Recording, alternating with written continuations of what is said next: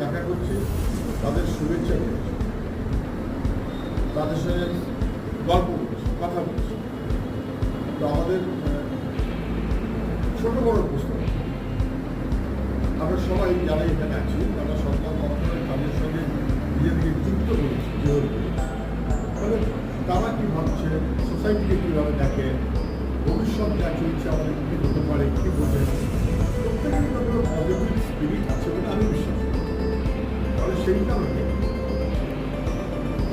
এই আপনাদের কাছে বাংলা আড্ডা মারা